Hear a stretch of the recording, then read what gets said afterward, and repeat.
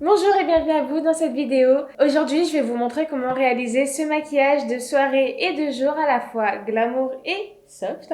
J'espère qu'il vous plaît, donc c'est parti pour la démo tout de suite. On y va. Ce type de maquillage, il est idéal, je trouve, pour et à la fois la journée et à la fois la soirée parce que vraiment, il va dans tous les types de circonstances et en fait, en fonction du moment de la journée, donc que ce soit jour ou soir, vous n'avez qu'à changer la couleur de votre rouge à lèvres pour adapter. Voilà pourquoi j'aime beaucoup ce maquillage. Du coup, là, je prends ma base Soft Ocre de chez MAC et je viens l'appliquer avec un pinceau sur ma paupière, sur l'ensemble de ma paupière.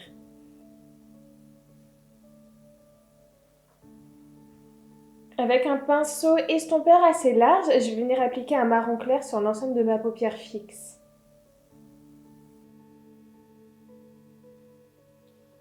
Donc, je fais tout simplement des mouvements de va-et-vient au niveau de mon œil. Et donc, je reste focalisée sur ma paupière fixe. Donc, la paupière fixe, c'est la grosse paupière, celle du haut, celle qui ne bouge pas. Et pour savoir jusqu'où vous pouvez aller au niveau de l'œil, vous imaginez une ligne imaginaire. Enfin, vous imaginez une ligne qui part du coin de votre nez, qui passe par le coin de l'œil jusqu'au sourcil, et c'est là, du coup, vous arrêtez à peu près votre make-up.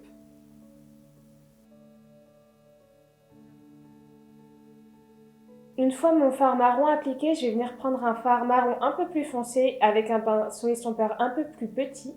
Et je viens appliquer cette couleur, en fait, au niveau vraiment de mon pli de paupière.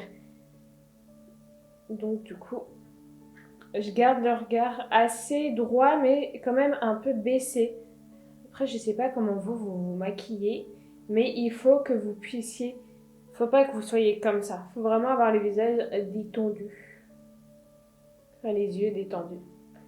Et pour bien mettre le fard au niveau de votre pli de paupière, vous soit baissez totalement la paupière, soit vous montez les sourcils pour pas qu'il y ait de trous. Parce que comme on l'applique sur le pli de paupière, si on lève pas la paupière ensuite, et ben en fait tout simplement le fard ne va pas jusqu'au bout. Donc ça peut vous faire pas des trous, mais le fard n'est pas bien appliqué quoi. Je reprends mon pinceau estompeur et je viens flouter le dégradé que je viens de faire. Et si besoin, des petits mouvements circulaires sur le côté externe de l'œil pour étirer. Ensuite, avec un pinceau plat, je viens prendre une couleur claire irisée. Vous prenez la couleur de votre choix. Il faut juste qu'elle soit plus claire que les fards utilisés. Mais vous pouvez quand même prendre une couleur irisée plus foncée si vous le souhaitez. Hein. C'est votre make-up. Mais si vous voulez un maquillage naturel et glamour, je vous conseille d'opter pour une couleur plutôt claire irisée dans les tons champagne. Ça passe très bien. Il n'a jamais été fait. Je reprends le pinceau estompeur avec lequel j'ai appliqué ma couleur marron la plus foncée et je viens dégrader tout simplement les fards. Et au niveau de l'application du fard irisé, je monte et pareil jusqu'au niveau de mon pli de paupière et en fait je viens dégrader le fard mat et le fard irisé au niveau de mon pli de paupière. Comme ça, quand mon œil est fermé, et ben mon pli de paupière il est légèrement irisé et ça ouvre entre guillemets la paupière mobile. Parce que si vous montez pas jusqu'au pli de paupière lorsque vous mettez votre fard irisé, en fait lorsque vous allez avoir le regard baissé, alors, genre typiquement comme ça ou bref, et ben va y avoir une trop grande distinction entre votre paupière mobile qui sera irisée et votre paupière fixe qui sera mat. Donc du coup, on monte le dégradé jusqu'à la jonction des deux. Pour que du coup, il y ait un dégradé qui soit visible même les yeux fermés. Vous comprenez? C'est optionnel, mais moi je le fais toujours sur mes maquillages. Je viens rajouter une pointe de paillettes au coin interne de l'œil. Donc ça, il y en a plein qui ne le feront peut-être pas. Mais personnellement, j'adore. Je trouve que ça... J'adore. C'est beau, quoi. C'est des paillettes, c'est lumineux et tout. Après, peut-être que pour certaines femmes, c'est trop. Je peux comprendre. Maintenant que j'ai fini le maquillage des yeux, je vais venir appliquer mon anti-cerne. L'anti-cerne, je l'applique toujours après le maquillage des yeux. Pourquoi? Alors, soit pour bien dessiner la pointe externe de mon œil, soit en cas de chute de fard, et ben, je peux venir nettoyer mon teint, vu que celui-ci n'est pas encore fixé. Donc là, ça va, j'ai pas de chute de teint. Donc, comment je fais pour appliquer mon anti-cerne? Tout simplement comme ça. Donc, l'anti-cerne, je l'applique, je suis assez généreuse avec. Et au niveau du coin externe de mon œil, en fait, je pars tout simplement comme ça. Et voilà. prends ma Beauty Blender et j'estompe.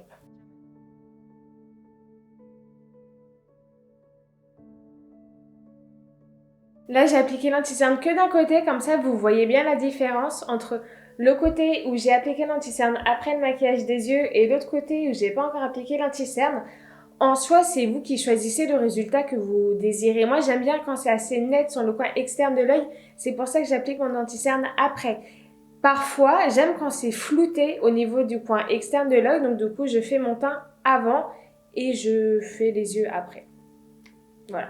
Sur ce, je vais finir mon teint et je vais appliquer mon mascara hors cam et je reviens pour vous montrer la fin du maquillage.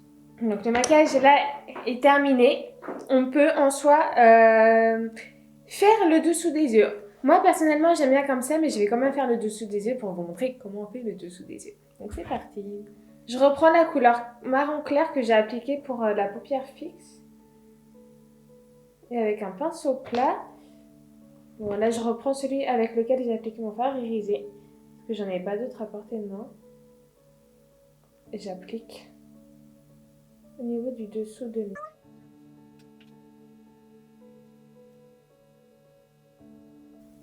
Donc ça crée un ombrage très naturel. Et ensuite, je viens prendre la couleur marron un peu plus foncée que j'ai appliquée. Et je l'applique au niveau du ras de cils. Alors là, comme pareil, j'ai pas de pinceau fin plat à côté de moi, donc du coup je prends mon pinceau plat et je le pince. Je le pince comme ça, pour en faire un pinceau plat fin, très fin.